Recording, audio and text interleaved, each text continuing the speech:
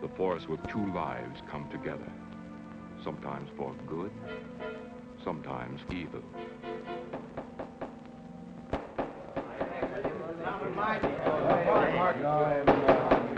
I say, Williams, a lot of line on there. I'm definitely against it, Williams. Seems to forget we have our stockholders to answer to. Phone Mrs. Williams, Della. Tell her to be ready in about an hour, and I'll pick her up. Yes, sir. You phone San Rafael and see if those papers are on the way over from the executive. Yes, Will.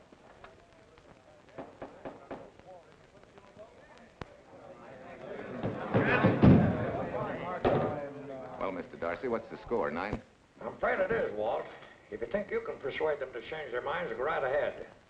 Gentlemen, I never interfere with stock issues, dividends, or anything else in your department. I must run my department with no interference. Either I know why and when I need more factory space, or you need another boy. And that's all right with me, too. Because I can take these plants and pick my own spot in the motor production field. You won't have to worry so much about dividends. There won't be many. Hold on. I'm sure none of us want to lose Walt. Or our dividends. What do you say we take another vote? Now, all in favor of buying the 3 new factories signify by saying aye. Aye. Aye. Aye. Aye. Aye. An unanimous vote. Congratulations, Walt. Congratulate the board. They're the winners. Williams, if these factories are so valuable that other companies would jump at the chance to get them, how do you know that you can buy them at the price you quoted us? How do I know? I bought them this morning. Good morning. Della, I was asked to rush this up for Mr. Williams. Get my wife, Della? Your maid said she'd gone to the dentist. I gave her the message. Oh, fine. Oh, this just came. Thank you. What about those papers? They're here. Burke's checking them now. Good.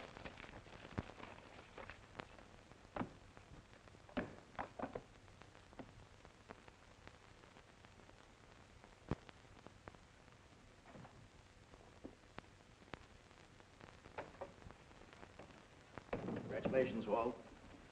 Take a look at Clause 4. Those provisions haven't been clarified yet. Oh, no? I wanted to leave for Tahoe right away. Get Judge Deering on the phone, will you? Never mind. I can get faster action if I run out to San Rafael myself and stick with him till they're right. Yeah? Mrs. Williams on 3. Oh, put the blueprints of that new diesel in, will you? I want Jackson to see him. Bye, Duchess. I'm afraid now we won't be able to leave till about 5 o'clock. What? You're not going with me, but I counted on it. But I thought as soon as Dr. Harris took care of whatever it was, I'd feel better. I don't. Stupid thing still aches, and I certainly wouldn't be a very desirable driving companion. No, seriously, darling, you run along and buy your little factories and hurry home. I'll send you back to the office. And cheat me out of my goodbye kiss? Not a chance. I've got to drive over to San Rafael. I'll stop on the way. Love me? Bye, dear.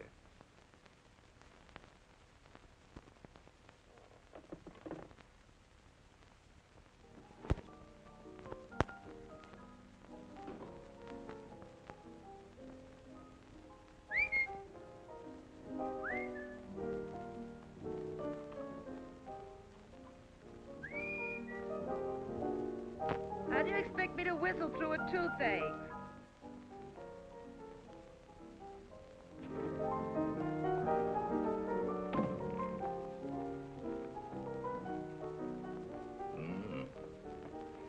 Nothing in the whole world smells as sweet as you do, Duchess.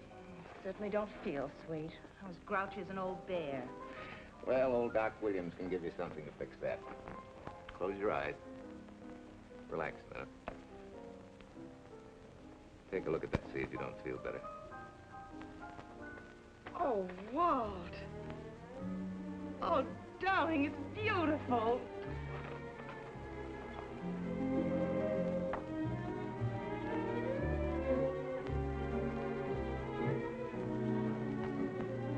Not bad.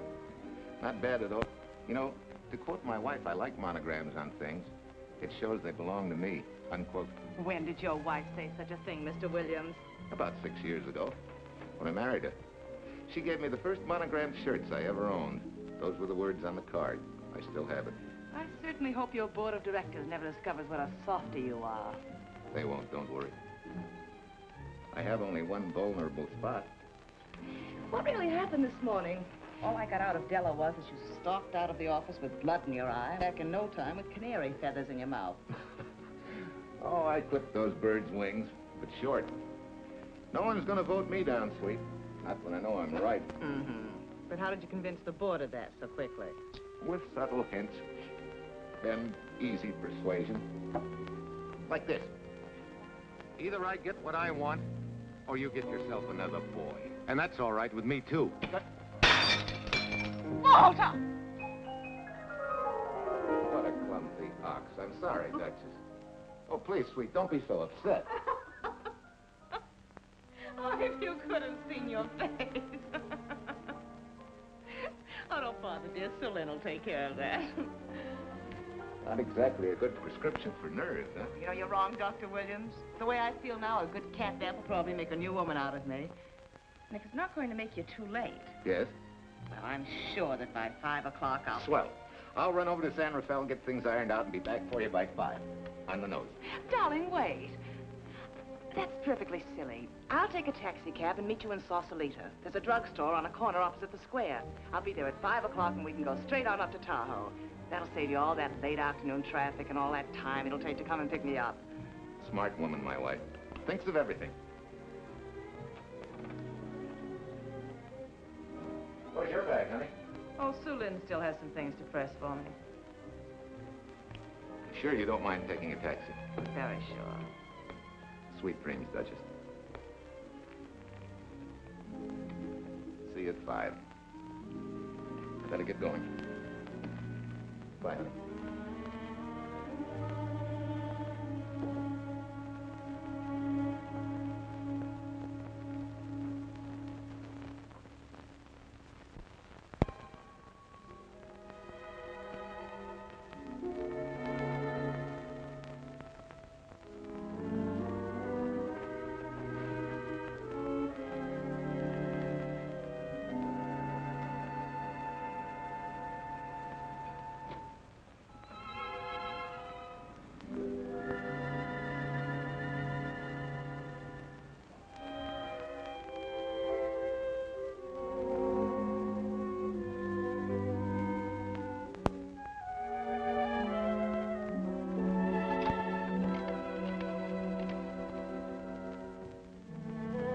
Long distance?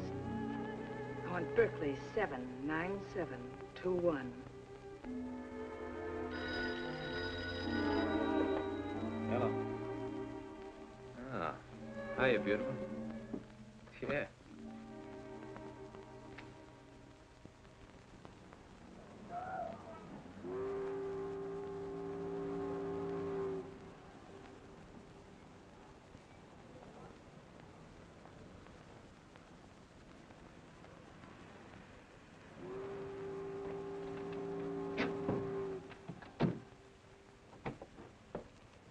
Here. Don't forget, turn this stuff over to a bellboy at the Airport Hotel in Oakland. Tell him to hold it for Jack Burns. Jack Burns, the Airport Hotel. That's right, I'll be checking in later. What do I owe you? $1.15 a here. All the stuff back to Oakland. Yeah, here. Buy yourself a new piece. Thanks.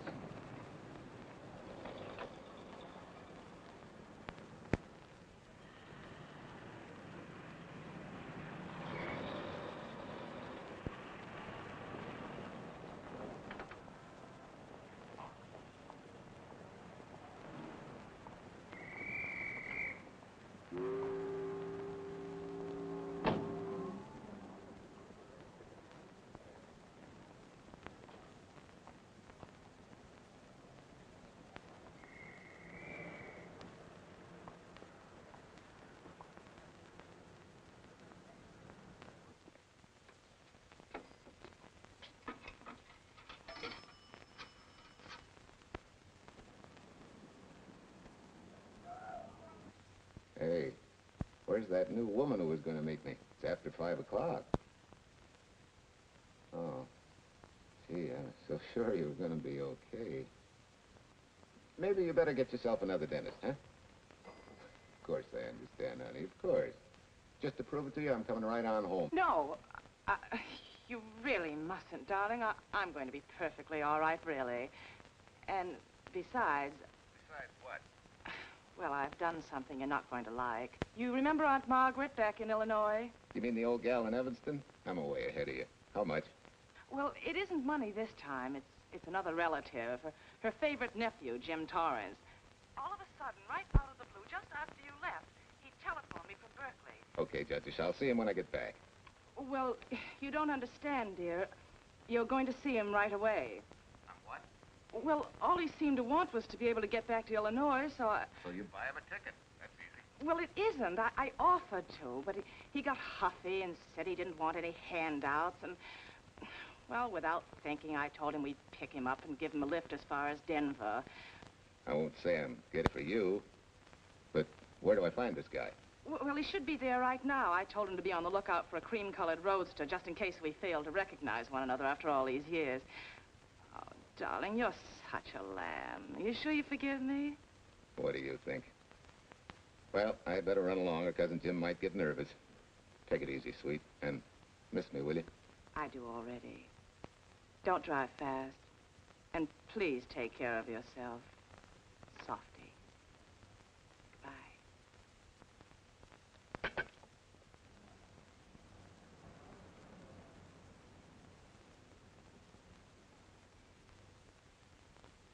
Hello, Della? Yeah, Mrs. Williams wasn't able to go with me. Now, while I'm gone, you see that she gets her roses every morning. That's right. But this time on all the cards, put love from Softy. Yeah, S-O-F-T-Y.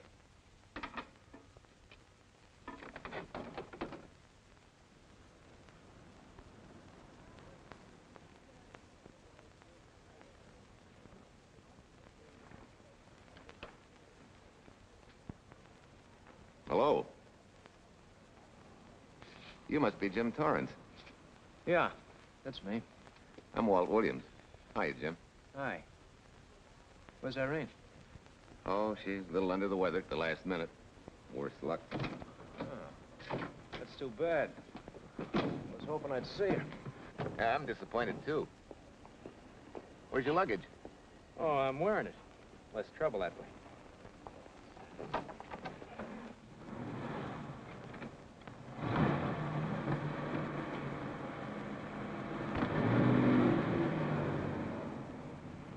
Irene tells me you're heading for Illinois.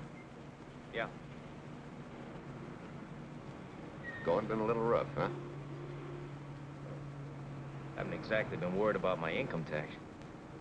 What's your line, Jim? Oh, guess I'm a better salesman than anything else. You know, I can give you a couple letters when you get back to Chicago. It might help you. It's fine. Little in with the top brass never hurts. What outfit were you with? Patton's Third Army. How was it? Rough. Except for the time in Italy. I kind of liked it there. Patton's outfit never got to Italy. Of course. But most civilians never know or care, and I figured you didn't either. Well, I fooled you that time.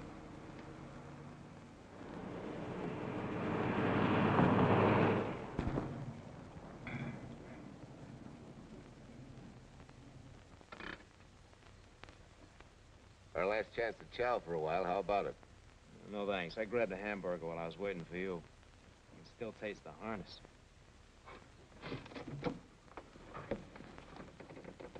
Sure you won't change your mind? No, I'm gonna grab a little shut-eye.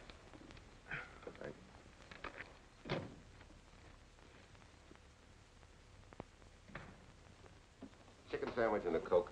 One chicken sandwich. Chicken sandwich coming up.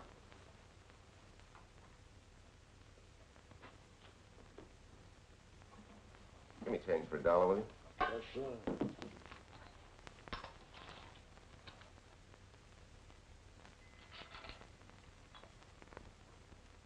Thanks.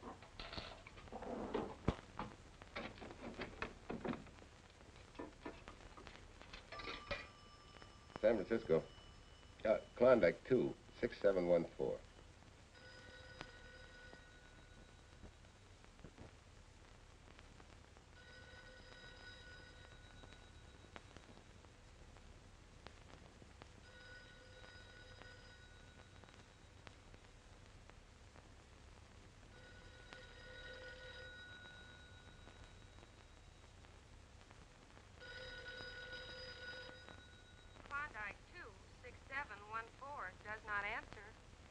Oh.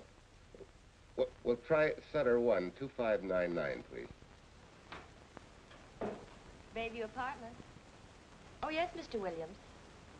No, your maid isn't there tonight, sir. Well, she said Mrs. Williams was taking something to make her sleep and wasn't to be disturbed. But perhaps...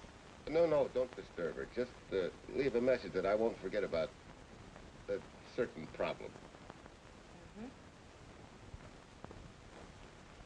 I think I have it, sir. You want her to forget all about a certain problem. Softy, is that S-O-F-T-Y, sir? Softy is going to take care of it thoroughly. Is that all? Yes, that's all. She'll understand. Be sure she gets it the first thing in the morning. Right.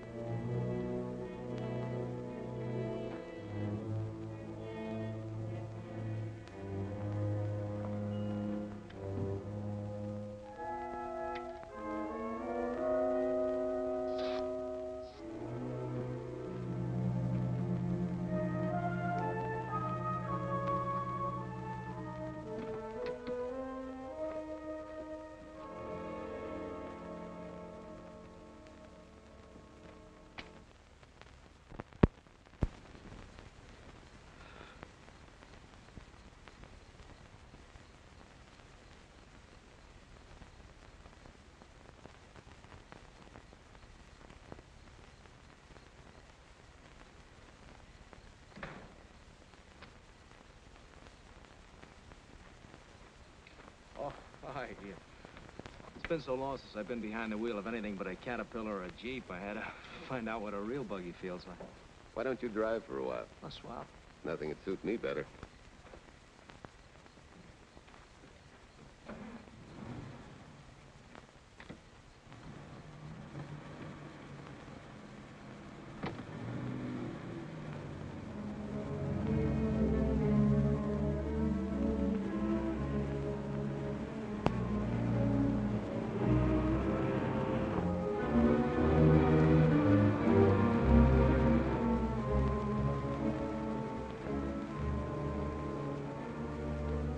Tell me, Irene still got that little scar on her cheek? The one she got from the fall? Yeah. You can hardly see it now, though. How'd you know about that? She just got it last summer. Thought you said you hadn't seen her for years. Oh, from Aunt Margaret, of course. How else? She always sends me the news in her letters.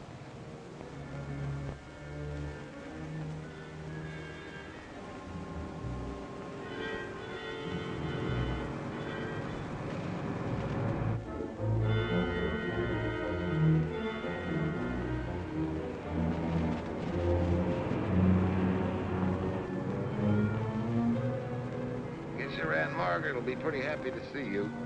Irene says you're the favorite nephew. Afraid my lovely cousin was just giving me a build-up for your benefit. You don't know Irene. Maybe not.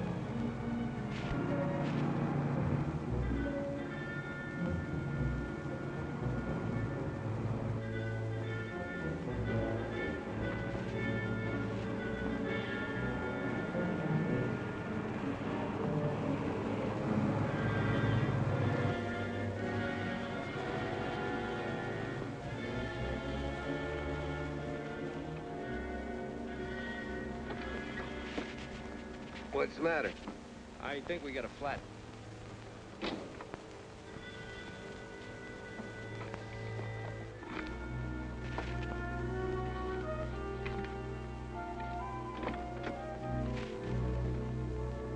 Yeah, flat as a flounder. Well, let's get to work. Hey, look out there, young fella. It's quite a drop.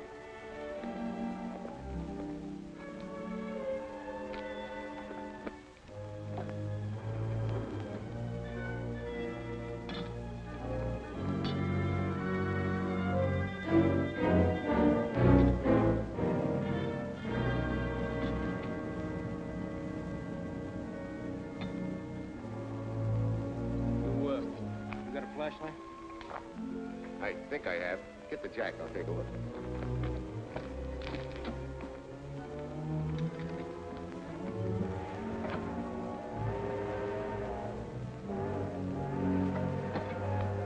Did you find it?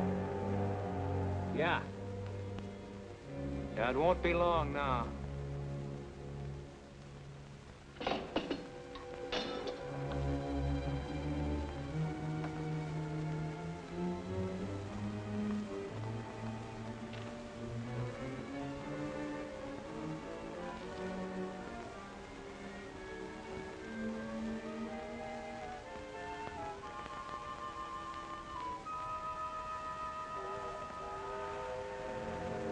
Come on, let's get going. Wait a minute. Did one of your cufflinks fall off? Huh? Something dropped. I heard it fall right down there at your feet. Hmm. You must have rolled under the car.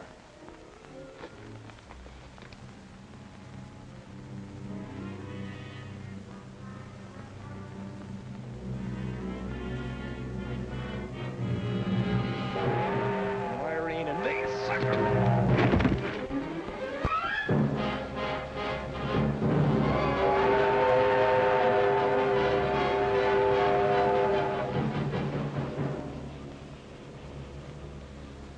Hello?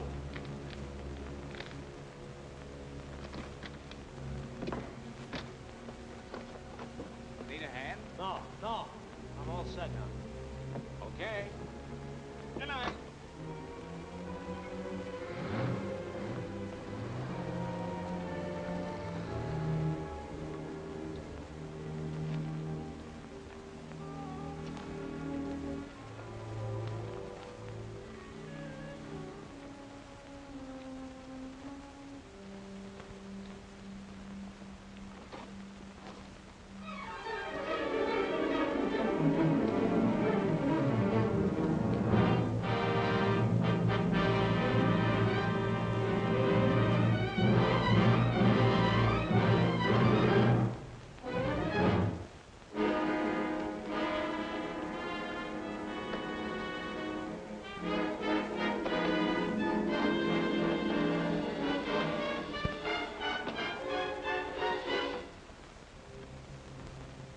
Keys.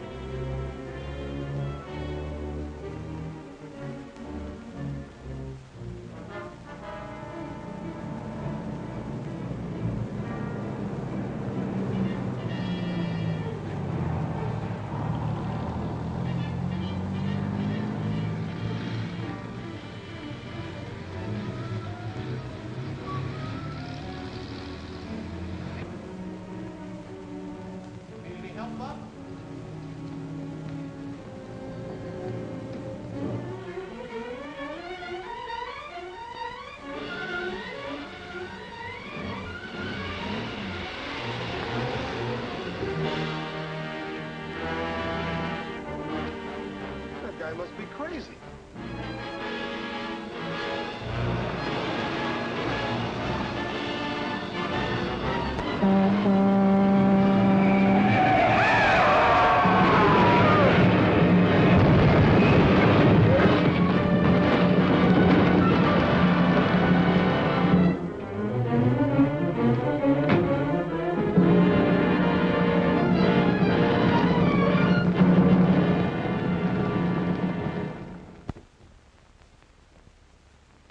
Now, in case my husband should be late and have to rush for his plane, this will be taken care of. Thank you.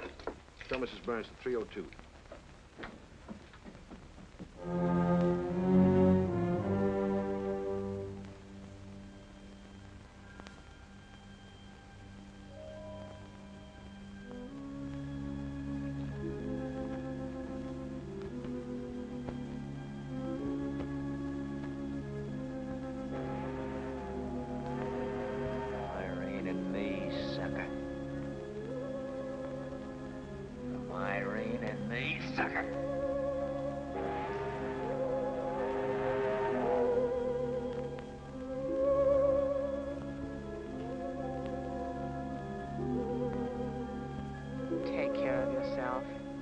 Softy.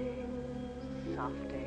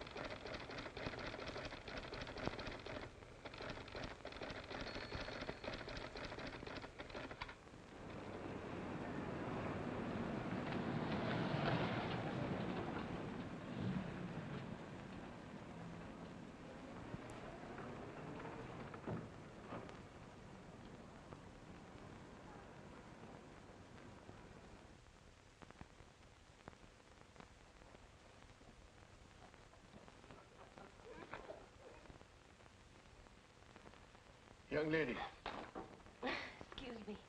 I want to see Mrs. Walter Williams. I'm sorry, sir, but she left orders not to be disturbed. I'm sorry, too. Lieutenant Macy of the police department.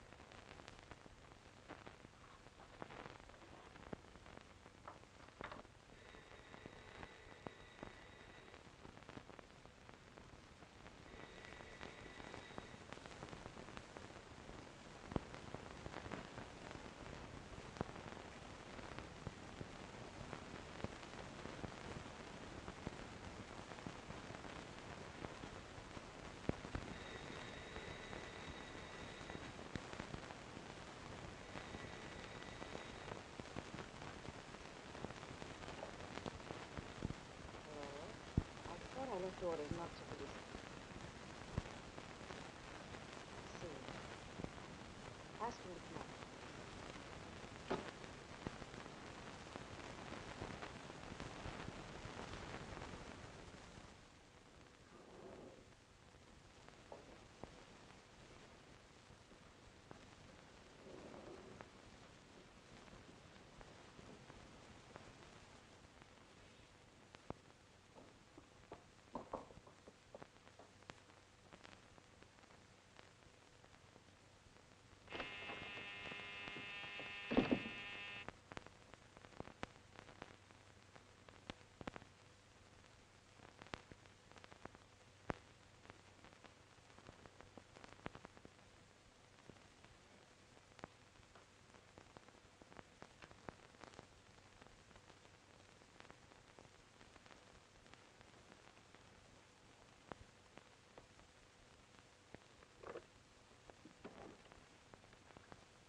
Yes?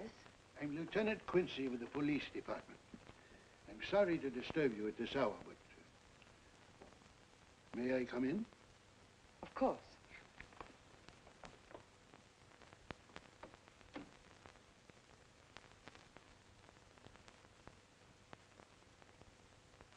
Well, Lieutenant? Did your husband go on a motor trip late this afternoon? Why, yes, he went to Denver on business. Why? Was he driving a Packard Roadster? Yes? Is anything wrong? I'm afraid there is. Won't you sit down? Has something happened to my husband? Yes, Mrs. Williams.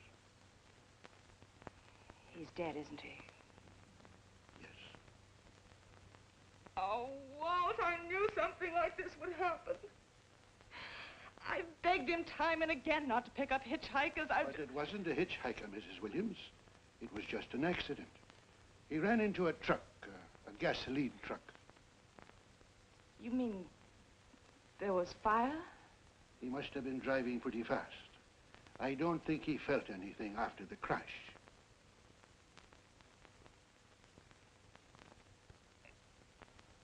If there's nothing more you need me for, Lieutenant, I think I understand. And may I say you've taken this with a great deal of courage. Good night, Mrs. Williams.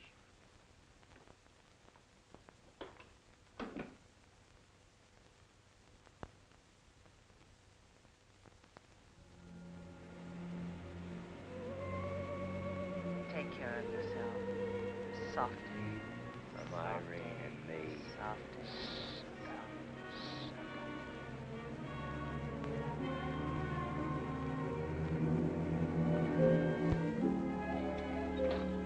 Ready?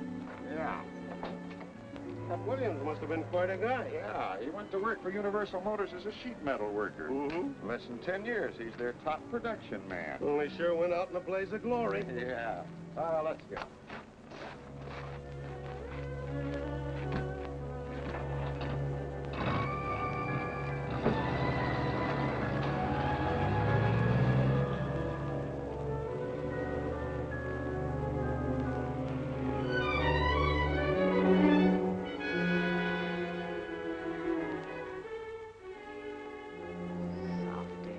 From Irene and me. Sucker. Sucker. Sucker.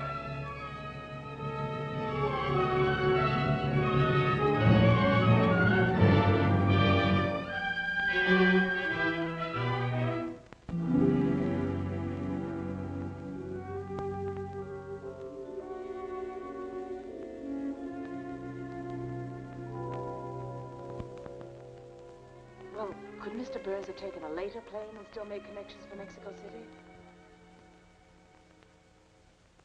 I see. Yes? It is some telegrams for Tai Tai. Just put them under the door, Su Lin.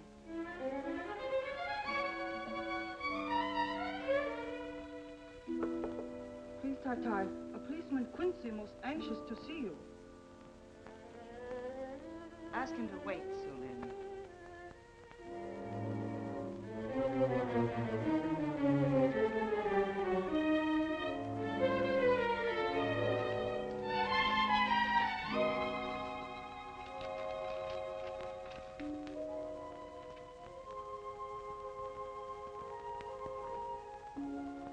Mrs. Williams will see you presently.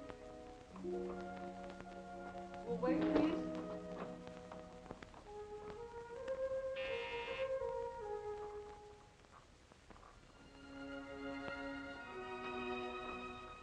Flowers from Mrs. Walter Williams.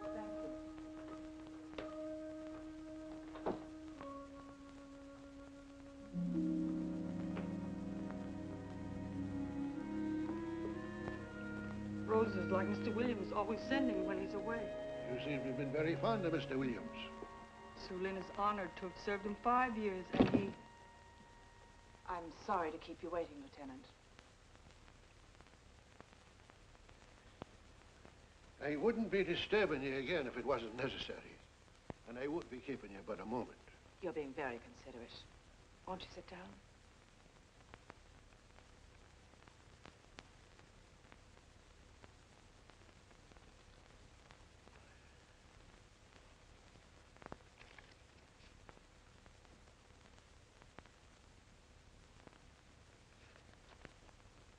Everyone's been most thoughtful. And why shouldn't they be? Forgive me. I'm all right now. What was it, Lieutenant? The state police would like to have some information. They found some wavy skid marks for quite a distance on the road, as if the car had been out of control when it crashed. Tell me, was Mr. Williams a reckless driver? Why, no, he was a fast driver, but certainly not reckless. Well, was he a heavy drinker? Quite the contrary. But what about his health? Could he have had a heart attack and lost consciousness before the accident? Why, no, he was in perfect health, but he'd been working much too hard lately and was overtired. Perhaps he fell asleep at the wheel last night. Oh, poor darling. If only I'd been able to go with him last night, he might still be alive. Well, maybe so and maybe not. You mustn't blame yourself, Mrs. Williams. Fate plays an important part in these matters. Your handkerchief.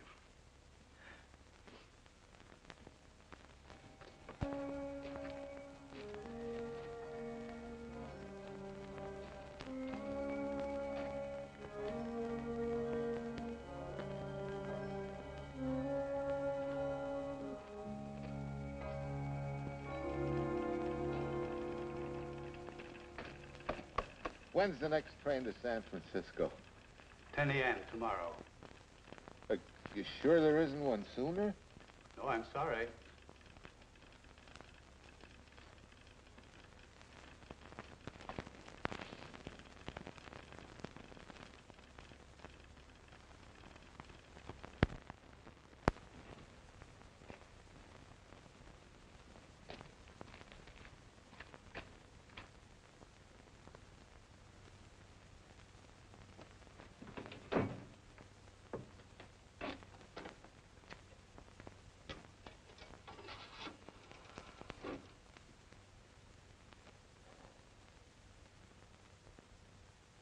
We have a circuit now, sir.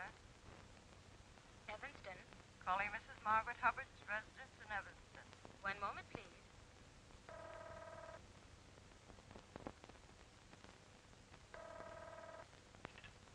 Hello? Mrs. Margaret Hubbard? Yes? Who's this? Long distance. I have a call from Mr. James Torrance. Who? Mr. James Torrance. He's her nephew, Jim Torrance. The call is for your nephew, Jim Torrance. I haven't any nephew, and I don't know any Jim Torrance. Sir, Mrs. Hubbard says she doesn't know what James...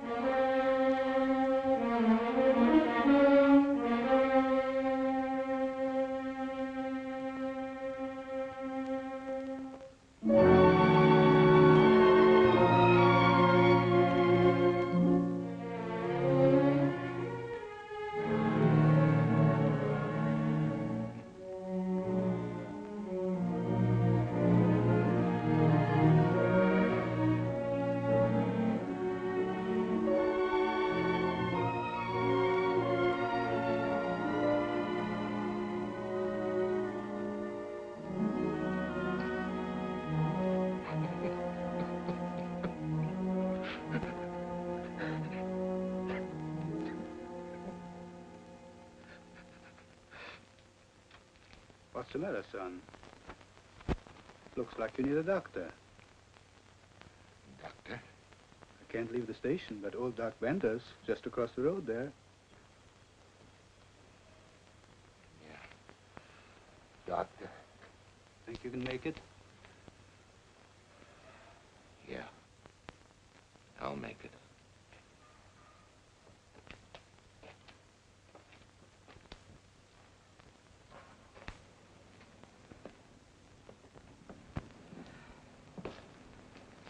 Now, take it easy, man. There's some concussion there. You've got to watch your step for a while. Yeah.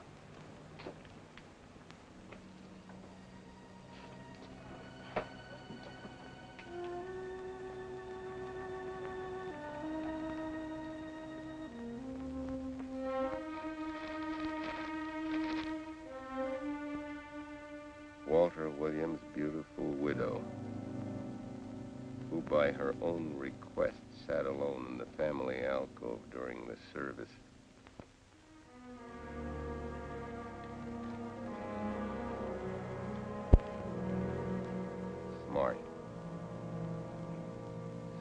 have caught her licking her chops.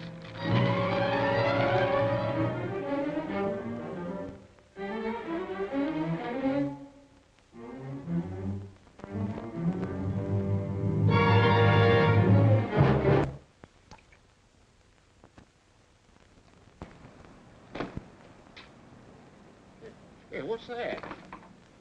Walter Williams.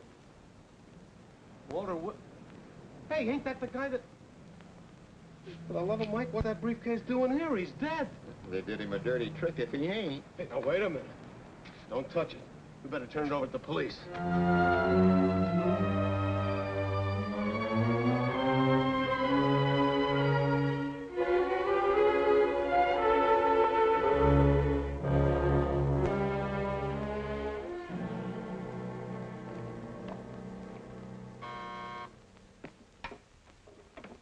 Homicide, Captain Callahan. Oh, yes, Chief. The dope just came in from Washington. The fingerprints are those of a James Torrance. Yeah, I'm putting Quincy on it. Right. This sort of opens up a new can of peas on the Williams accident. There's the FBI reporting the guy.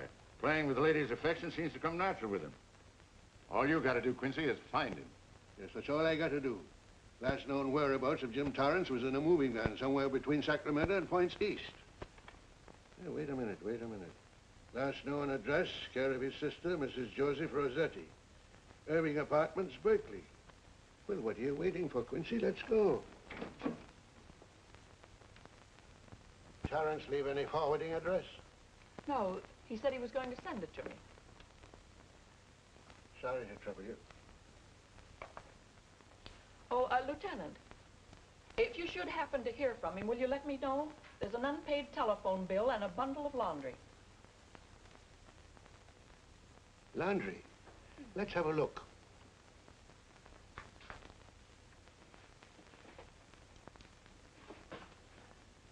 I may have to take this along with me. Not without a receipt, you don't.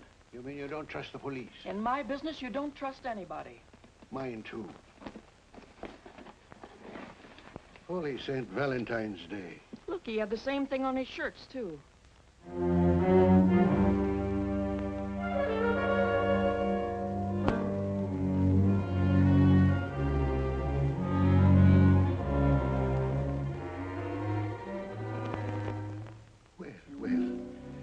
Romance in your late tenant's life.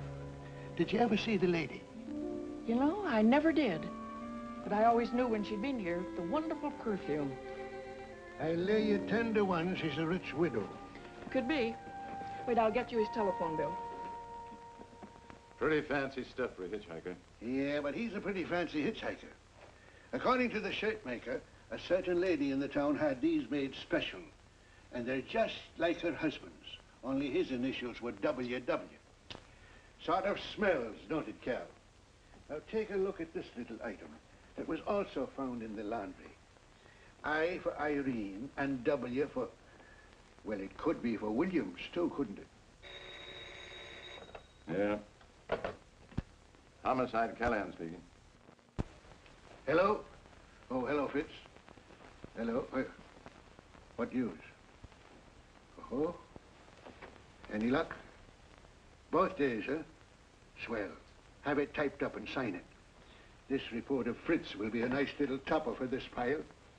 His checkup shows calls from Torrance's phone to Williams's private number, and a flock of them going the other way, including one on the 7th and several on the 8th. The 8th, since you've forgotten, is the date of Walt Williams' accidental death. Well, that ought to be enough to get an indictment out of the grand jury. Go pick her up. I'd like to play a long shot first. It might give us 2 for 1. Well, take him one at a time. A bird in the hand is not going to lead us to its mate. I'd like to give the lady a little more rope. Well, Thanks. I thought you'd agree.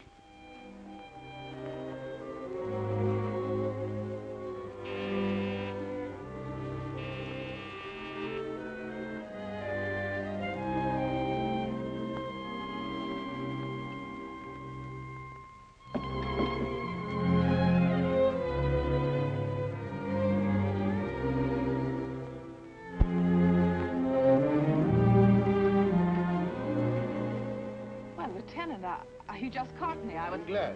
I have some rather startling news I thought you should know before it hits the headlines. Come in. Thank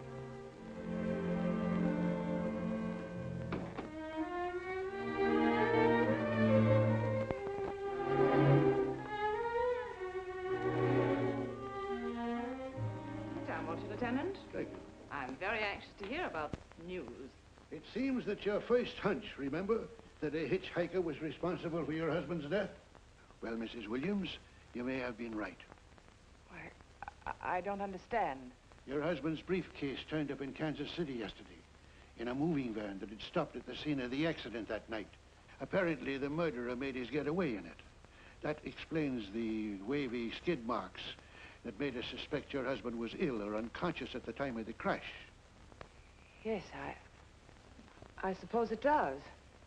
And by now, the man is probably out of the country and never will be found.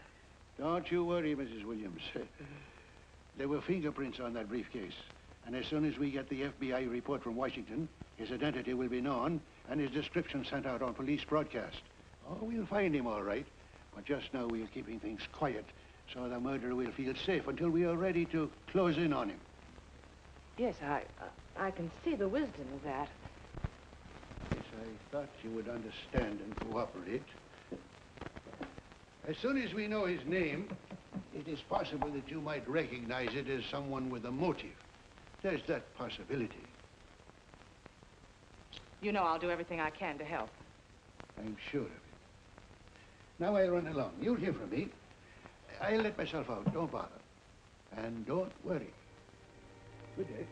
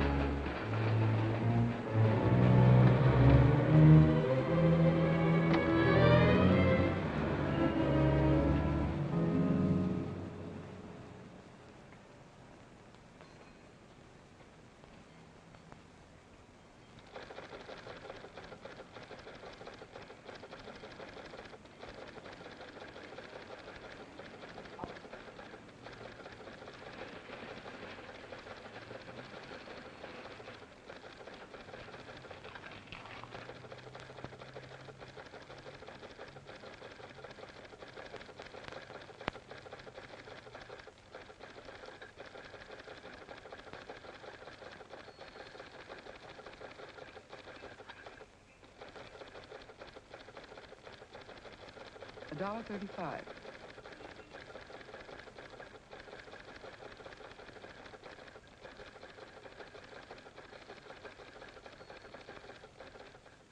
See, everything after the letter J in the first name has been obliterated by heavy writing over it.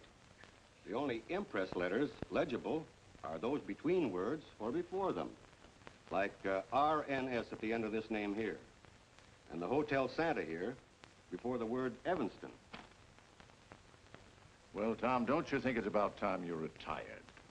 Why, there isn't even evidence there of Mrs. Williams' intent to communicate with Torrance. And who do you think she beat a path to the telegraph office to wire to? The League of Decency? I'll tell you what I think, that you should have brought her in when I first told you to. By the time you get her now, she'll have figured out a way to tip Torrance off. He'd be that much tougher to find. Not unless she's tipped him off from your office. Ernie's got her on ice waiting for you.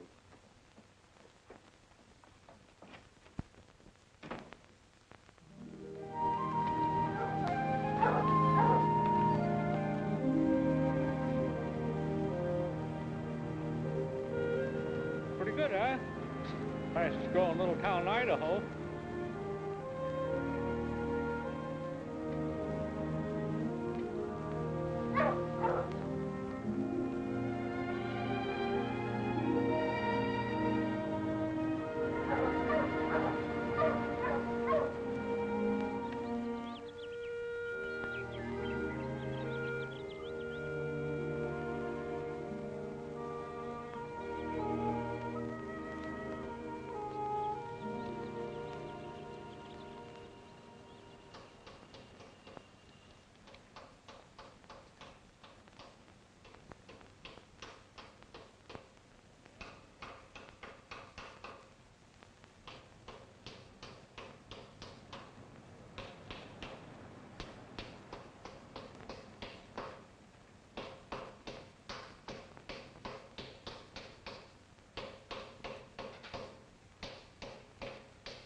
Have a heart, son. You trying to wreck that engine? Oh. Sure. It's a hobby of mine. The way you're going at it, you can't miss.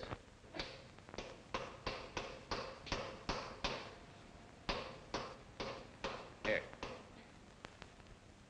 I just can't let you ruin that beautiful motor. Start her up.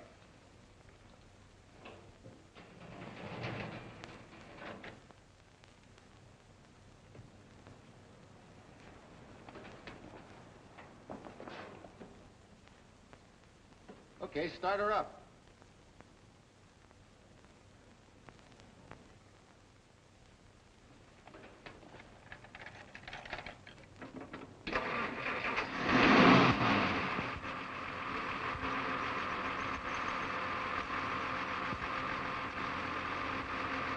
Shut her off.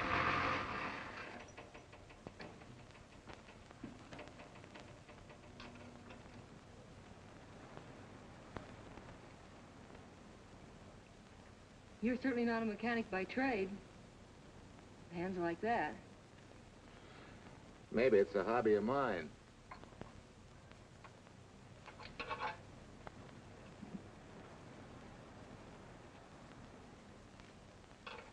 Gee, what happened to your head? Perhaps I was talking when I should have been listening. Okay? Okay by me. A lot, Hill. So long, Marcia. Bye. He's all right now. You better lay off though till the boss gets back. I'm the boss. I guess the new cars are a little bit over my head. Now, with a jalopy, it's different. Aren't there any mechanics around here you can hire? No, they all went over to the new factory in Mansville. I guess they got better wages. Tough break. Yeah. How much do I owe you? Oh, forget it. Well, I'll be shoving along. Well, at least have a cook in the house. You might as well. Marcia, can I use your phone a minute, please? Sure, help yourself, Uncle Ben. Never arranged but what it cost. 650, please. Flat tire this morning. Now the danged engine stalled on me. Nice and cold. Wilson's garage? No, I did not give you the wrong number. Fine thing using my phone to cheat me out of repair bills. Aren't you ashamed? You gave me the wrong number. 650, please. You're a nice girl, Marcia Peters, and your ma's a fine woman. And I'll always buy my gas and oil here. But you ain't never gonna tinker with my car again. Busy? Busy. Always busy. Say, we're not so busy. Would you like to do another good deed and give Uncle Ben a hand? Why not? Where is your car, mister? Maybe I can help you. Why, are you a good mechanic? Very good. And very reasonable. Well, just what you need, girl. Better hire him. It's an idea, Uncle Ben. Come on. Thanks for the Coke. Sure.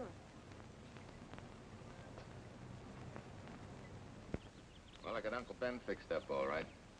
Nothing but a sticky carburetor valve. Bye. I hope he paid you. What for? It only took a minute. You're certainly not money-conscious, stranger. There. This is no kind of work for a girl. Well, somebody has to do it if I want to stay in business. And I want to.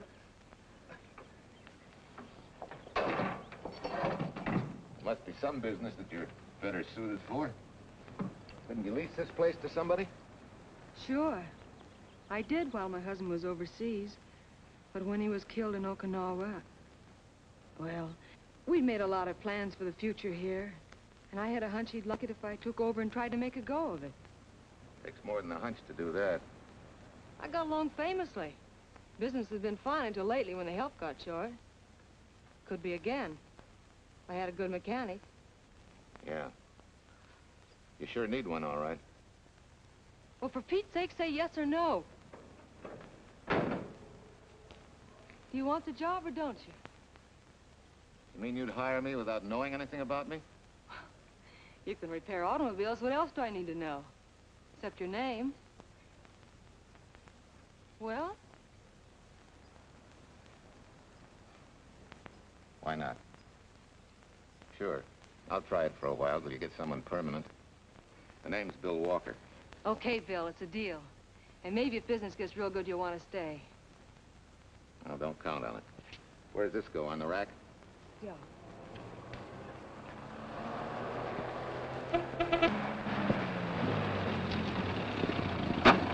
Marcia!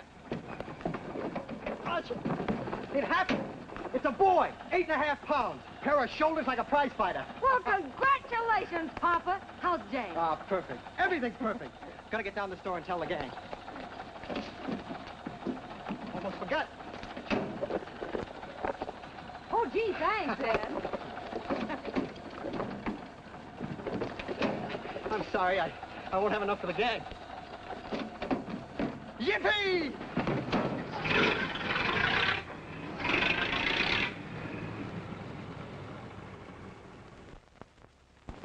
Maybe you can use this token from the slightly delirious new father. Thanks. Say, we haven't settled the matter of wages yet. Maybe I can't pay your regular salary. Suppose we leave that open till you find out how much I'm worth to the business. Doesn't seem to be any business right now. Might be a good time for me to get rid of this beard and find a place to board. We live right next door. I'll go ask Mom. She'll know of a place. Sort of a peaceful house. I noticed it this morning. Oh, gosh, I forgot. She's down helping Mrs. Wellesley with her canning. Mom finds homes for everything from stray cats... To stray mechanics. Well, you're not a stray anymore. I'll go phone. Girl, 674, please. Hello, Miss Wessler. May I speak to Mother? Hi, Mom. I've got some good news for you. I hired a man for the station. Yeah. No. Nobody we know. He's from out of town. Needs to place a board. You got a good one up your sleeve? Okay. Says she has to meet you first to come home for supper. Huh? And you like apple or cherry pie? Cherry. Cherry it is, Mom. See you later.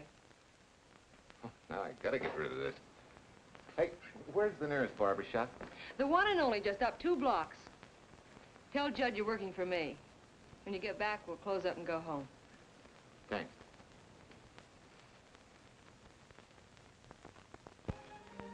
Well, that's real nice. You must have had a good bringing up, young man. Thank you for the young man. We thank thee, O Lord, for thy bounty, and ask thy blessing on this food, and on the new friend who shares it with us. I hope you're good and hungry, Mr. Walker. Who wouldn't be? And Marcia, she eats like a sparrow, with all the hard work she does, too. May I have your plate, please? Well, she can start taking it easy now. Boss, the help. Thank you. She never takes anything easy. Has to put her whole heart and soul into everything she does. Well, now that you're through with me, Mom, how about Bill? Have you thought of a place for him to stay? Well, why can't he stay right here? We have a spare bedroom going to waste. And I think you like my cooking. Like it?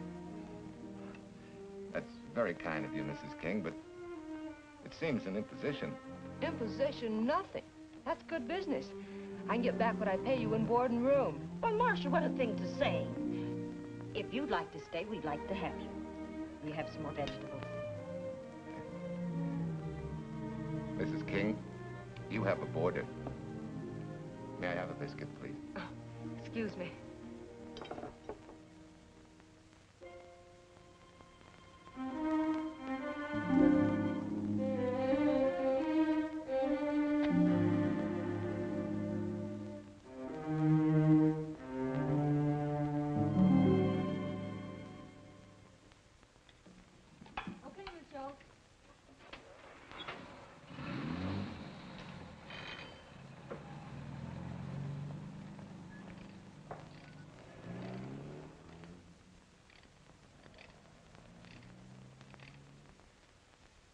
It's wonderful the way tools seem to come alive in your hands.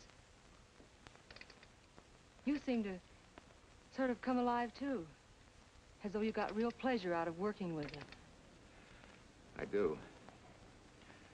When you're doing a job with them, you can't think of anything else. Bill, if something's bothering you, why don't you get rid of it? What would you prescribe, doctor? Amputation. For that stupid chip on your shoulder.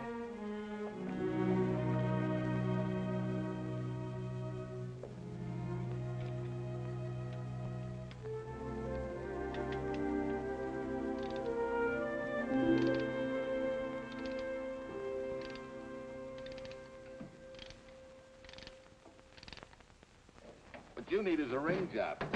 Save yourself some money. Gee, Bill, with the baby and everything, I just can't afford it now. Oh, we'll take care of that. Hey, boss. How's Ed's credit? Good enough for a ring job? Well, sure, if I can hold Junior as collateral. Oh, not a chance, fella. Never mind her. I'll do it on my own time. Oh, thanks, Bill. Maybe we'll see you tonight, huh?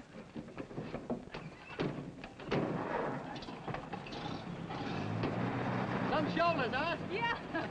Some father, huh? Bye, Marcia. Bye, Marcia. Bye. Nice kids. Hey, was Ed clowning about their being hard up? No.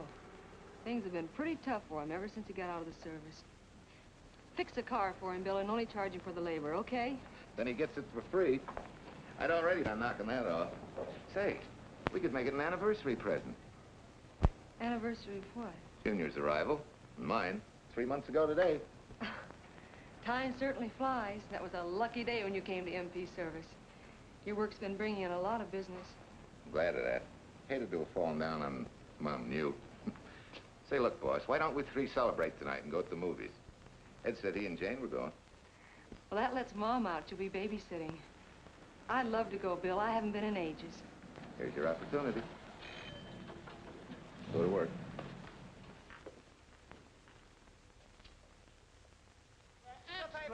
Irene Williams, held for murder.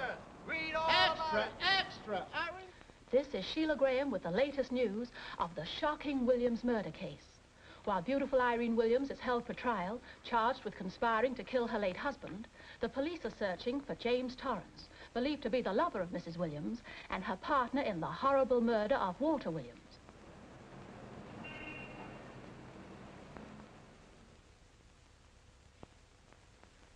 If I'm handling your case, my dear Mrs. Williams, I want 1/3 of everything you get. You're out of your mind. You don't realize what I'll get as Walt's widow. Perhaps you don't realize the spot you're in. Torrance's fingerprints were found not only on your husband's briefcase, but, in a manner of speaking, on your reputation as well. There's a detective named Quincy, a very smart cookie. He isn't exactly for you. Frankly, Mr. Warner, I'm beginning to wonder if my attorney is for me. Underestimating the enemy's ammunition would scarcely be wise.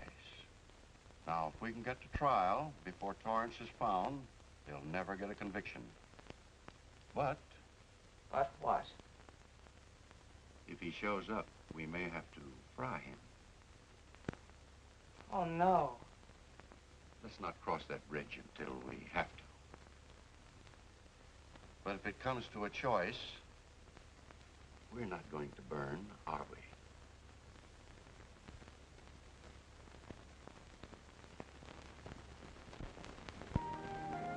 Aren't you the chatterbox this afternoon? What about this afternoon? Oh, I'm sorry, boss. I guess it was wool gathering. You're supposed to do that in the spring. Is there anything you don't know?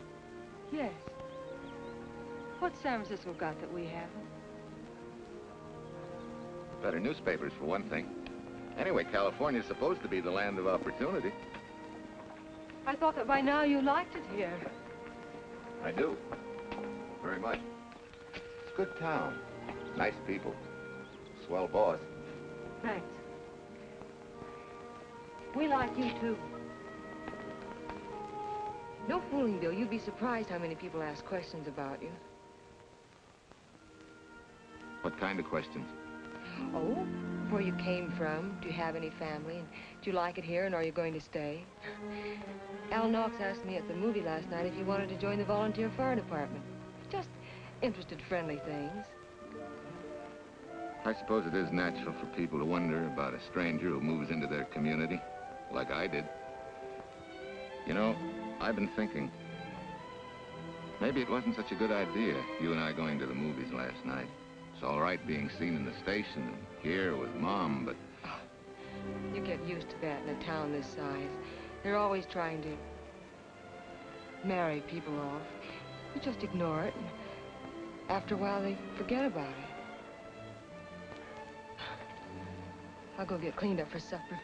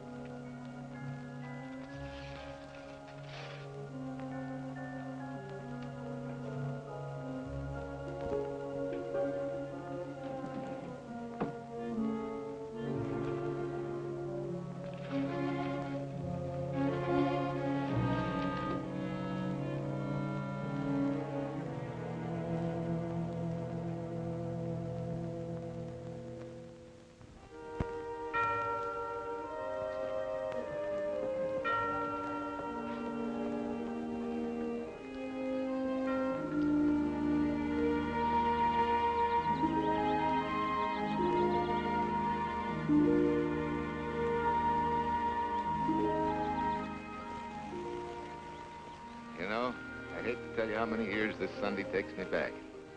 Did you always fall asleep during the sermon? I wasn't asleep, Mrs. Peters. I merely closed my eyes to concentrate. Oh, well, that's what you call it. I had to nudge you to stop you from nodding. Quiet. You're disturbing my reminiscent mood. Even smells the same. Could be the same bees buzzing in the same clover. As they say, you can take the boy out of the country, but... A rolling stone gathers no moss. It has to stop rolling sometime, doesn't it, Bill? Sometime, maybe. We grow a very becoming shade of moss here in Larkspur. Don't you think? You grow a lot of nice things here. Anyone in particular? You'll have to skip the answer to that one. Someone tore it out of the book. You're married, aren't you, Bill? Yep. That's right. You must have loved her very much to have been hurt so deeply. To be so afraid of someone, even yourself.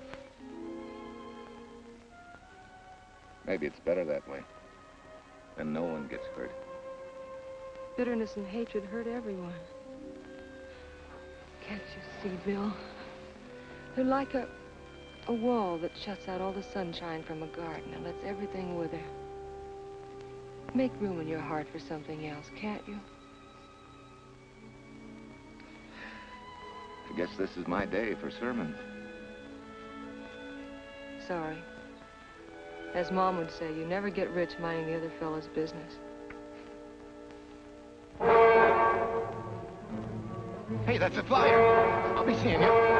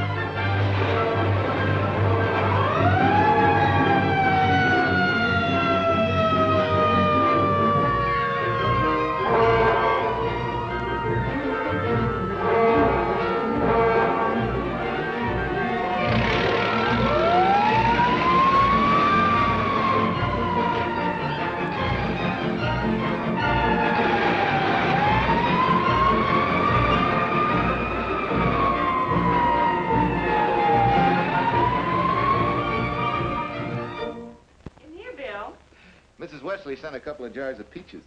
Said you helped her can them. Oh, thank you. When I delivered the doc's car, he insisted that I have a bite with him. Where's the boss? Took the book back to the library for me. Huh? What a day. Hey, what's the idea? Are you darning my socks? Well, I thought a drawer full of holy ones isn't doing you much good. I found it when I put fresh papers in your bureau yesterday. You have a heap of things that need mending, haven't you, son? Does Marcia know? Do you think I'd tell her? This is your problem, Bill. Because I found out about it doesn't give me the right to tell anyone else, not even Marcia. When you trust folks, you trust them, and you give them a chance to work out things the way that seems right to them. How can one little woman be so big? Don't forget, it's a lot easier to be tolerant and understanding at 50 than it is at 25. Yeah, Mom. I'm going next door for a while. Grandma Thompson's ill.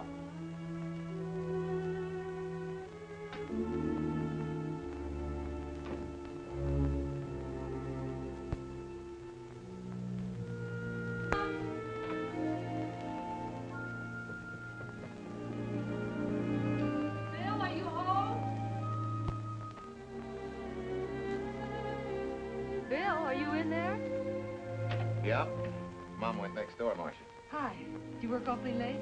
Oh, about 6. Anything wrong? Come in. I want to tell you something. I'm checking out. Has something happened? No, just... I'm doing what I should have done a long time ago. Moving along. But why, Bill? My name isn't even Bill. There isn't any Bill Walker. I'm Walter Williams. The late Walter Williams. Walter Williams? I don't understand. You may not even after I've told you, but at least you'll know the whole story. Sit down, please.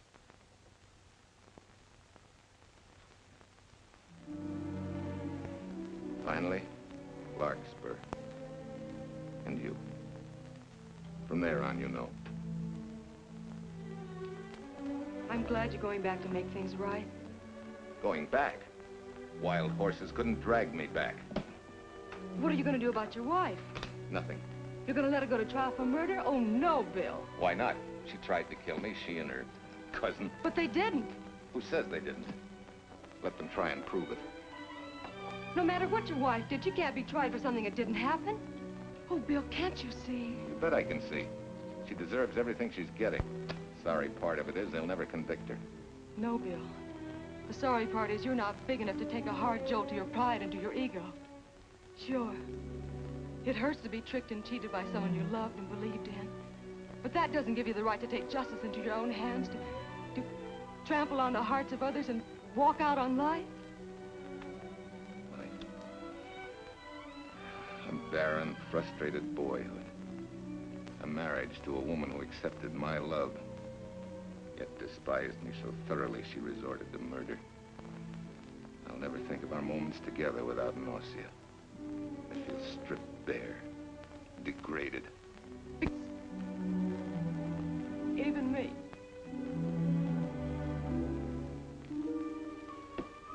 Oh, Bill, please.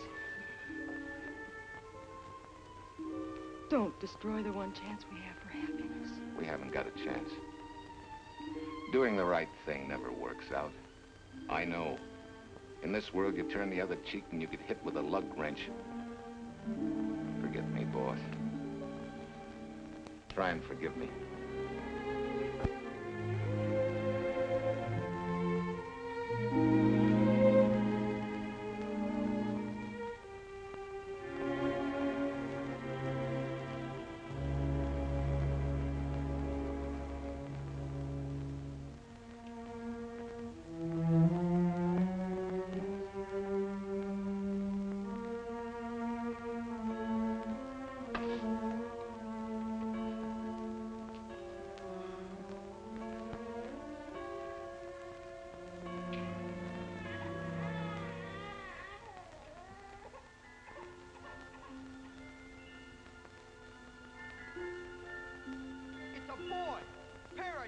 like a prize fighter.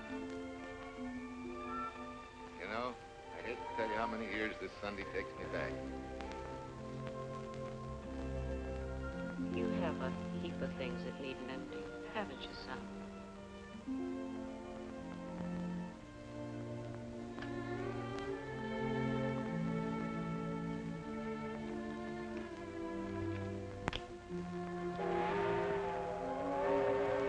Take care of yourself. Soft.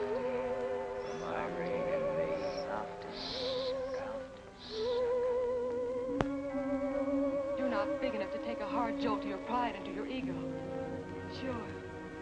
It hurts to be tricked and cheated by someone you loved and believed in. But that doesn't give you the right to take justice into your own hands. Trample on the hearts of others and walk out on life. Oh, Bill, please. Don't destroy the one chance we have for happiness.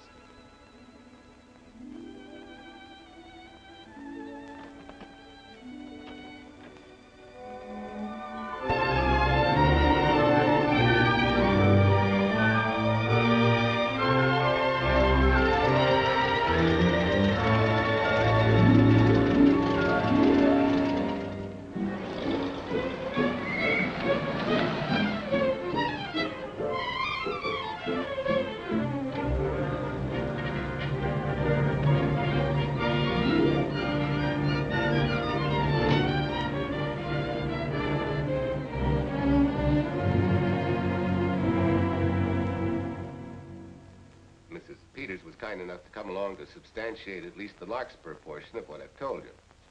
Very thoughtful of you, Mrs. Peters.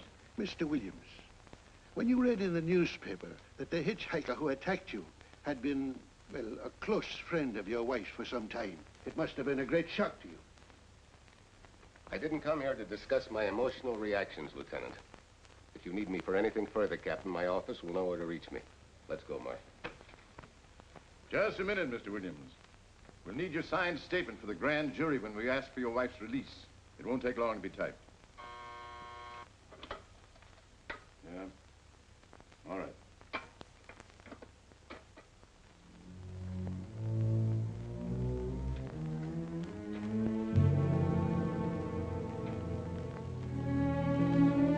Come in.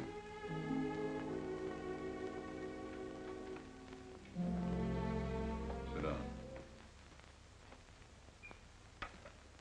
Mrs. Williams, we have news for you. Really? I can scarcely wait.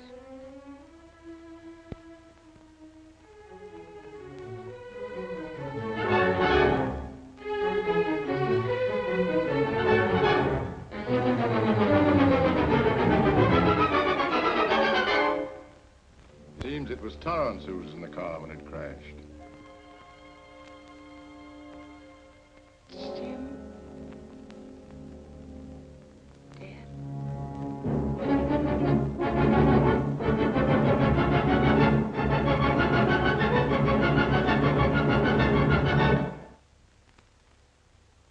You did it. You killed him. No. He tried to kill me. Thought he had. And he ran into the truck. It was an accident. An accident? You wait all these months to tell this story. You let me rot in this filthy jail. Wait a minute. You let everybody believe you're dead. Pretty convenient, wasn't it? A dead man can't be tried for murder. Mr. Williams, perhaps your wife would understand better if you would explain to her about the amnesia. Amnesia? Oh, don't tell me you believe he had amnesia. Where's he been all this time, just wandering around in a daze? Tells us he's been in Larkspur, a little town in Idaho, working as a mechanic in a service station. Run by Mrs. Peters here.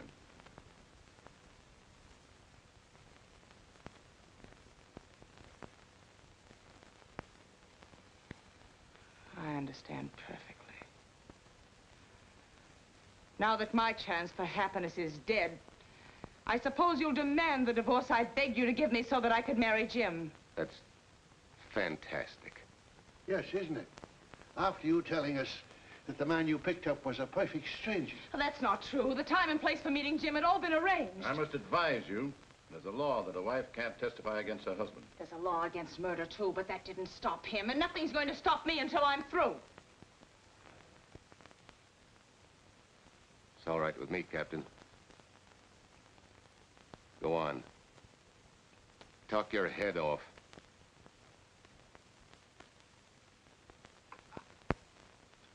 I was to have gone with him to Denver. He insisted on it, although I was quite ill. Several hours before we were to leave, he came home. There was a violent scene. He threatened to kill me unless I agreed to give up Jim. And I wish he had. This is incredible. Not one word that she has said is true. Then you have nothing to worry about.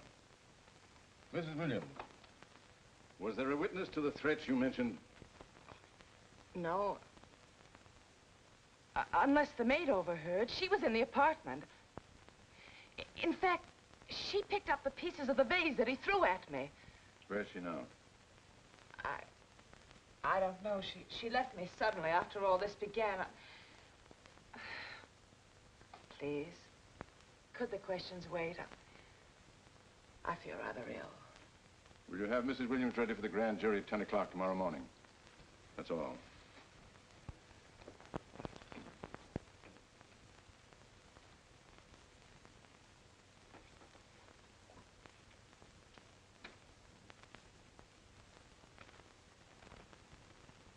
We're going to hold you too, Williams. On what charge? Suspicion of murder. But he's not guilty of any of these things. Then it should be easy for him to prove it. Take him down and book him. That fiction of Mrs. Williams must have been very convincing. No, we just couldn't buy that yarn you tried to sell us. Let's go.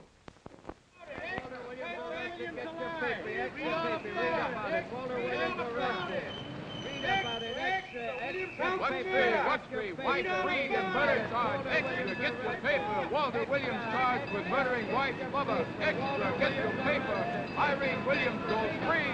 Husband held. Extra, get your paper. White, Reed, and murder charge. Walter Williams charged with murdering White's lover. And Daly's going to cover Williams' office. Okay, boys, hop to it. I want all I can get by 10 a.m. tomorrow for the grand jury. Okay, Chief. Oh, Tom, don't miss a bit. Dig up everything you can on Williams and the Peters dame. You sort of believed Irene Williams' story, didn't you, Ben? She made better sense than he did. Well, sure, she's a better liar than he is. Don't forget, I went all through her grieving widowhood with her. She's a bad customer. Well, that's for the grand jury to decide, and Williams insisted on letting her talk. So it's his funeral. Funeral, all right. Especially with that yarn he told. But murder's out of character for him. There's a few pieces missing somewhere. There might be in Idaho, if it's not too much out of character for you to get going. You're going to miss me, Cal, when I retire next year. Maybe I'll join Private Eye and solve your cases for you.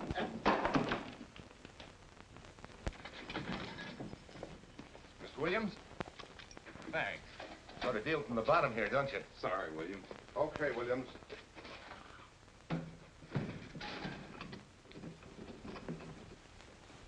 Well, not very good news, judging from your faces. Well, Walt, the grand jury returned indictment against you. Mrs. Williams was released. I see. Now, don't you worry, Walt. We'll have you back at work where you're needed, and in short order. Come on, Eldridge. There's a visitor waiting far more attractive than we old fogies. We're just leaving, Mrs. Peters, but remember, don't hesitate to call on me for anything. Thank you so much.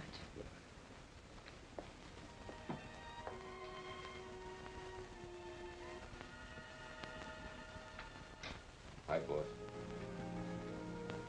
Bill, what have I done to you? If it weren't for me, you wouldn't be here. If it weren't for you, I wouldn't be.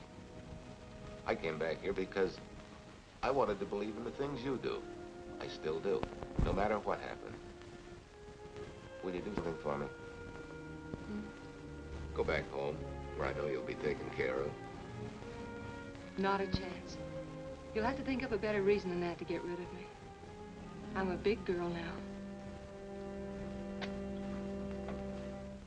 I've just been to Larkspur, Williams, where I found these newspaper clippings. Of course, some of them are 3 months old, but you seem to treasure them, so I brought them along. So? I don't think they exactly substantiate your claim of amnesia. As if you were interested in substantiating any claim of mine. Now, let's get one thing straight. Most people, when they get in a jam, think the police are only interested in the prosecution.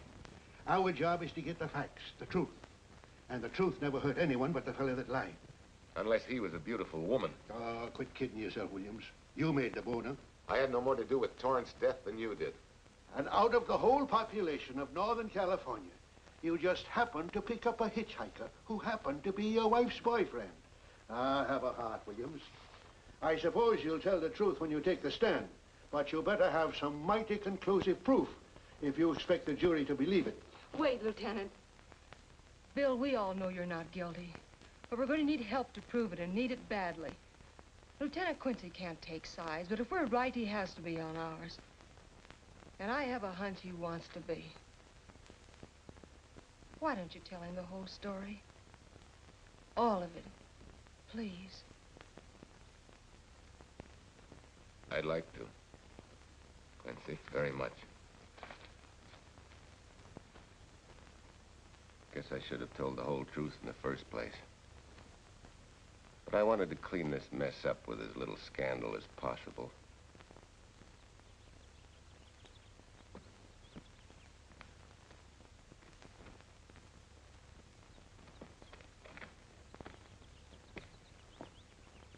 Well? No sign of the lug wrench or anything. My dear Mrs. Peters, will you please stop trying to be a detective? How many times do you think the police have combed this spot for any kind of evidence? Now, be a nice girl. Take Mr. Williams' advice. Go back to Larkspur. What time is it? It's only 4 o'clock. We still have time to go back to town and go on our hunt for Sue Lynn. Now, look here, young woman. You've had me on the run since early morning. But, Lieutenant, the maid seems to be our only hope now. We've got to keep looking till we find her, that's all. That's all? Wait. She was naturalized, wasn't she? Suffering chopsticks. Quincy, you dumb flatfoot. This Sue, what's her name, was Chinese born. If her port of entry was San Francisco, there'd still be a file on her, photo and all. Let's go. Back to town. Immigration.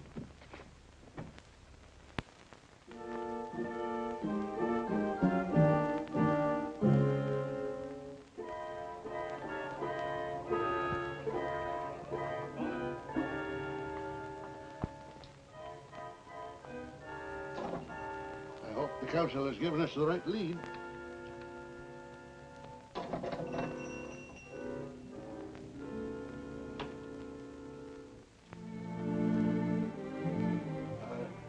You are Singh? Understand? You savvy English? Also French, Italian, and Hebrew. May one ask what is desired? We're looking for Su Ling Chung. The Chinese consul said you were her uncle and might tell us what she is. This daughter of my brother, has she offended the honorable police? Oh, no. They just wanted to ask her some questions about Mr. Williams, the man she used to work for. Ah Singh's heart is heavy that he cannot lead you to her. But things that are not known cannot be told. Well, if you hear anything of her, report it to headquarters.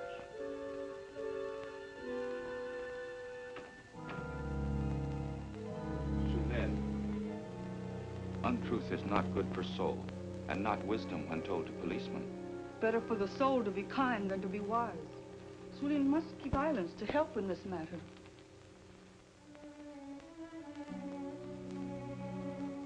You know, you're quite a gal. In case I haven't told you lately. You're just too easily pleased, that's all. There must be a way out. Why can't we find it? Oh, buck up, boys. Tomorrow, another day. Yesterday you go to trial.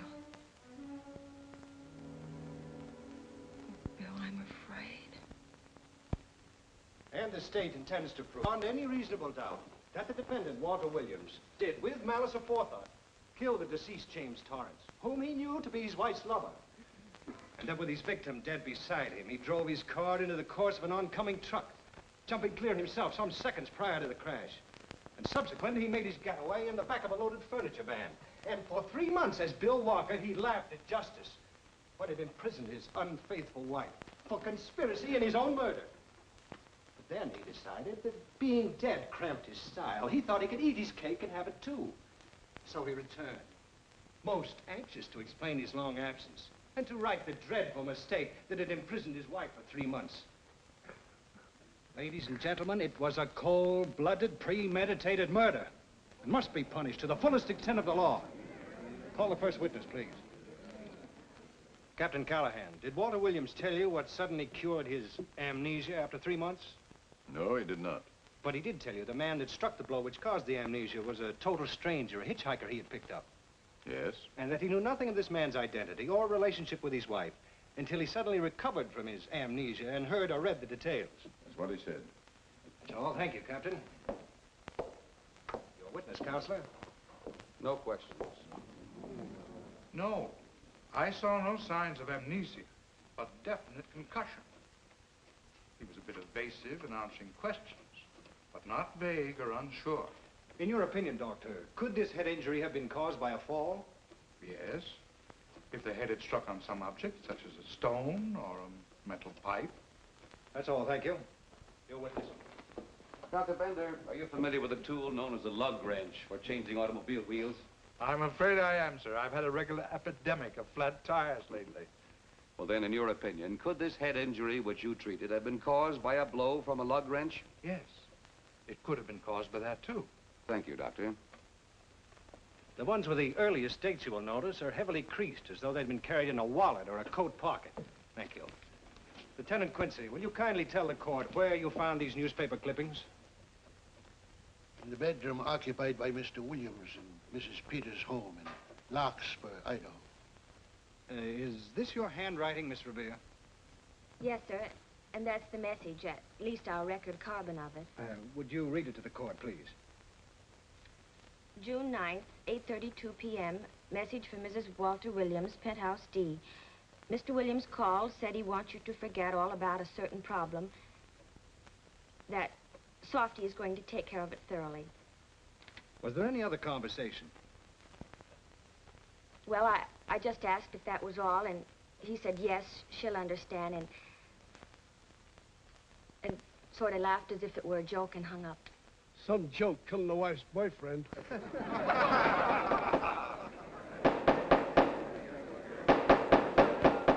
is the state versus Walter Williams. All the rounds so far have gone to the prosecution, and it was a grim-faced Williams who was returned to his cell this afternoon. What the score will be after he takes the stand is anybody's guess, but he's going to need some lucky punches to get a decision. And though Torrance struck with intent to kill, after telling you this is from Irene and me, sucker, you still telephoned Illinois to find out if there was a Cousin Jim. You are hard to convince, aren't you, Mr. Williams? Is it so incredible that a man should fight against believing such a thing about his wife? Oh, that is very touching. From a husband who planned a trip on which he intended to destroy his wife and did kill her lover. That's a lie. Your Honor, I object to the conclusions drawn by the prosecutor and move that it be stricken from the records. But, Your Honor, there is a corpus delicti, remember? Who was your wife's lover. Objection sustained. There's also her own story, which, in front of witnesses, you insisted she tell. And then we have your own 2 different stories from your own lips. One featuring a perfectly strange hitchhiker, the second an equally strange Cousin Jim, without a questionable substantiation for either bit of fiction.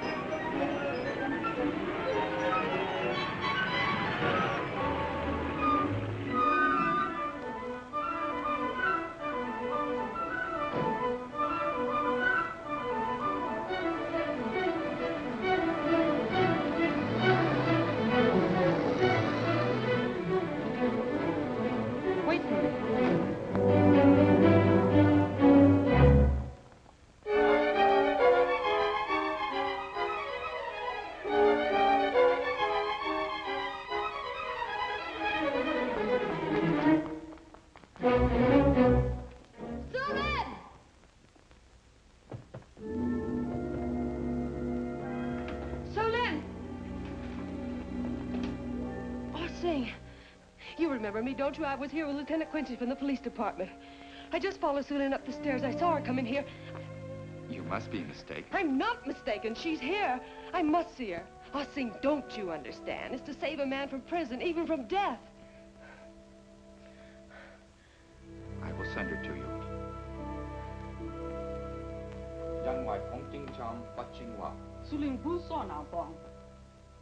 Oh, Sue Lynn, we've been looking for you all these weeks. Mr. Williams needs your help so desperately. I cannot help. You must forget that you found Sue Lynn. Forget it? But you're his only witness. You're the only one that can help. Not as a witness. Only with silence can I repay his great kindness to me and my family in China. Why? For I heard other things. That most unhappy day. From Mrs. Williams' bedroom, his voice very loud and angry. A flower vase broken to pieces. He can explain all that. They do not believe what he's already told. That I heard anything would do harm. Don't you see?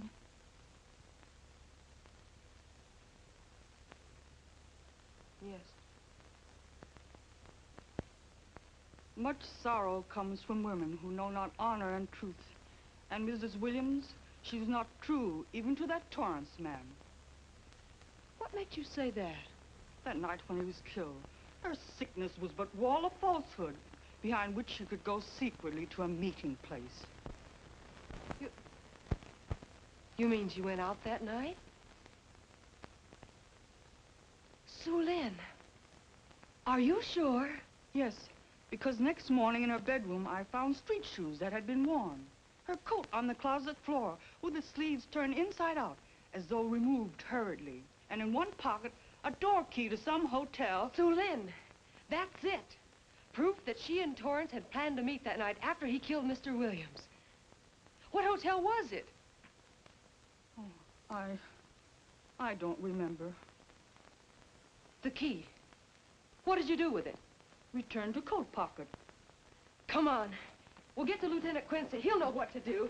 And pray, Sue Lynn, every step of the way.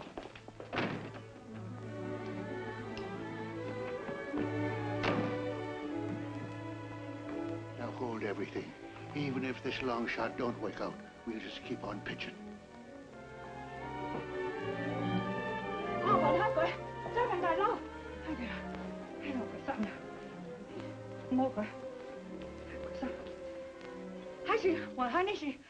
Here it is, yes.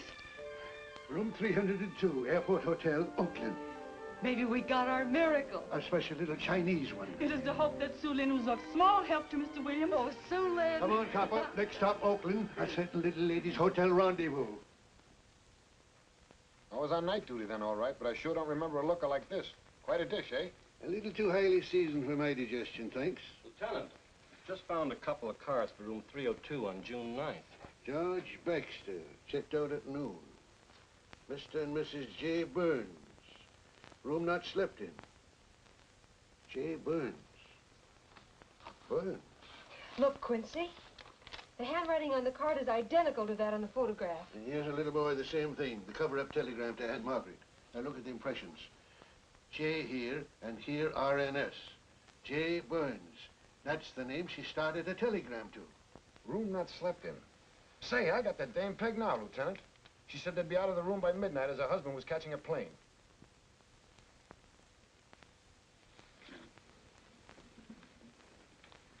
But Quincy... Reservation for Sam Andrews.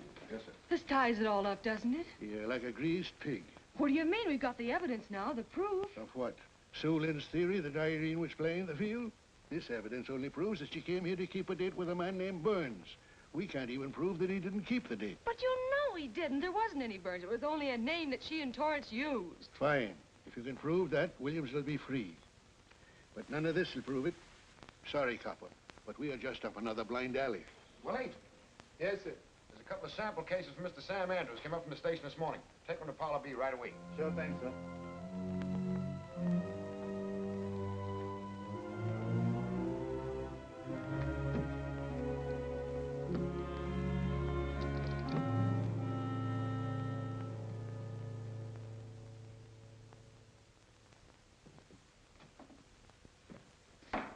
Seated. Case of the state versus Walter Williams. Proceed, Mr. Aldrich. Your Honor, we will call Mrs. Irene Williams. Take the stand, Mrs. Williams.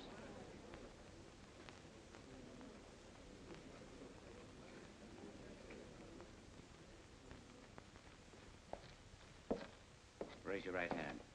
You solemnly swear that the testimony you're about to give in this cause to be the truth, the whole truth, and nothing but the truth, so help you God?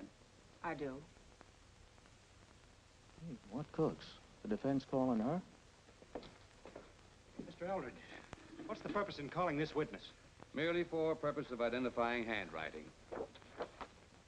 Now, Mrs. Williams, this photograph of you... Was stolen from my apartment. So, according to the inscription, to Walt, my adoring and adored husband, Irene, this belongs to Mr. Williams. This is your handwriting, isn't it? Of course. I'm touched that he should have wanted it so badly. And this telegram, addressed to Mrs. Margaret Hubbard. Is that also your handwriting? It is.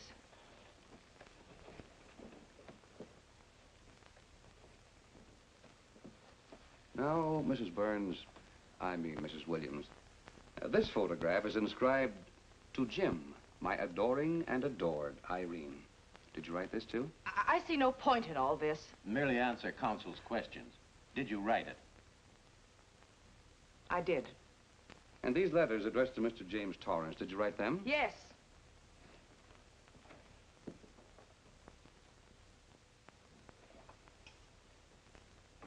And this monogrammed garment, a gift from you to Mr. Torrance? Why must I be tortured again by all this? I never made any secret of my love for Jim Torrance. That's why he's dead. Your love for Jim Torrance. Yet on the very night he was killed, you had a rendezvous with a man named Burns, didn't you? I don't know what you're talking about. I don't know any man named Burns. I was at home that night, very ill. Oh, yes, the sleeping pills. Well, you must walk in your sleep then, for you spent at least part of that night at the Airport Hotel in Oakland, where you registered for Mr. and Mrs. J. Burns. Don't waste the court's time trying to deny it. This is the registration card that you signed at 9:20 p.m.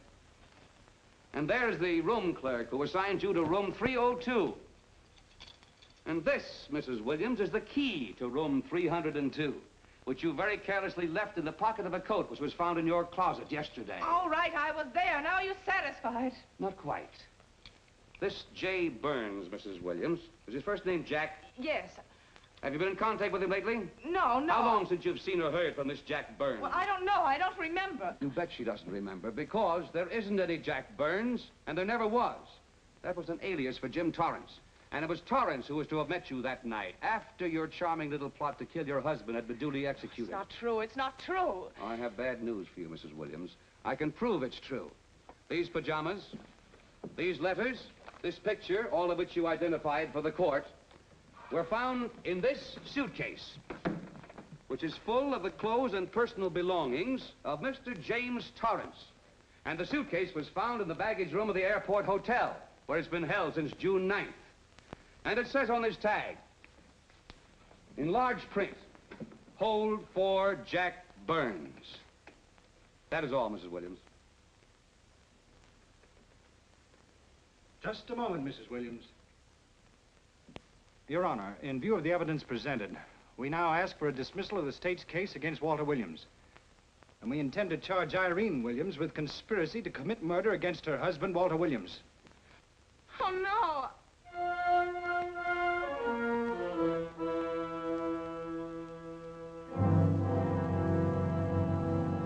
The case against Walter Williams dismissed. Court adjourned until 2 o'clock. Well, that's that, Walt. Congratulations, Mr. Williams. I haven't the words for it, Quincy, but we could never have made it without you. Ah, sure you could. You know, son, right always wins if you give it a little push, especially when you get a copper like this one to do the pushing. Well, I'll be seeing you. You know, it'll seem kind of strange being able to eat and sleep without someone getting in your hair all the time. Oh, fine, Walt. We're looking forward to having your hand on the wheel again. The Denver plants are waiting for you to open them. You think you can make it in the morning?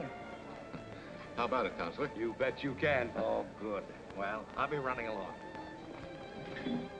Well, you think you like Denver? It's okay by me, boss. Yes.